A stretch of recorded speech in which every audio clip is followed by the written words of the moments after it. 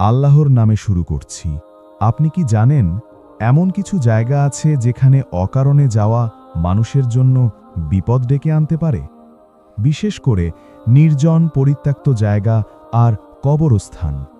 ইসলাম আমাদের শিখিয়েছে এসব জায়গায় অকারণে ঘোরাঘুরি করা উচিত নয়। কিন্তু এক যুবক এই বিষয়টা গুরুত্ব দেয়নি। তার নাম ছিল সাদিক। সে ছিল একটু অন্যরকম স্বভাবের। রাত হলেই তার বাইরে বের হতে ইচ্ছে করত। নির্জন জায়গা তার কাছে রোমাঞ্চকর লাগত। বন্ধুরা তাকে অনেকবার বলেছিল যে রাতে এসব জায়গায় যাস না, কিন্তু সে হেসে বলতো, আমি ভয় পাই না, এসব কিছুই না। প্রায় প্রতি রাতেই সে একা একা চলে যেত পরিত্যক্ত বাড়ি, ফাঁকা মাঠ, এমনকি কবরস্থানেও। তার কাছে এগুলো ছিল অ্যাডভেঞ্চার।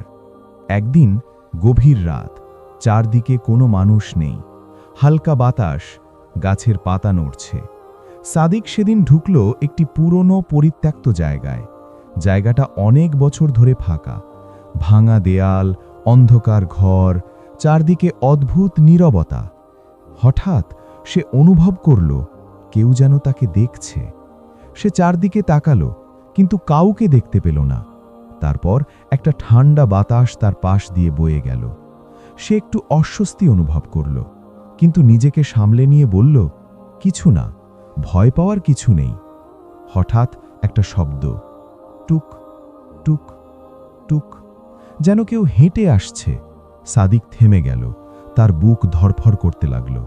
সে ধীরে ধীরে পিছনে তাকালো, আর তখনই সে যা দেখল সেটা কোনো মানুষ ছিল না। একটা কালো ছায়া, অস্বাভাবিক লম্বা, চোখ দুটো অদ্ভুতভাবে জ্বলছে, ধীরে ধীরে তার দিকে এগিয়ে আসছে। সাদিক চিৎকার করতে চাইল, কিন্তু তার গলা দিয়ে শব্দ বের হলো না।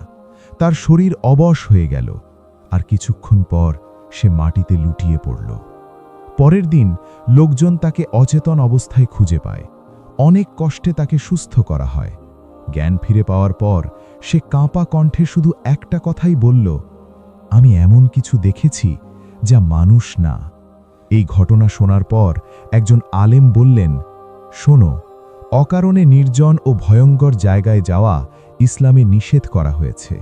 কারণ এসব জায়গায় জিনদের অবস্থান বেশি থাকে, আর মানুষ যদি অসাবধান হয় তাহলে তারা ক্ষতির সম্মুখীন হতে পারে।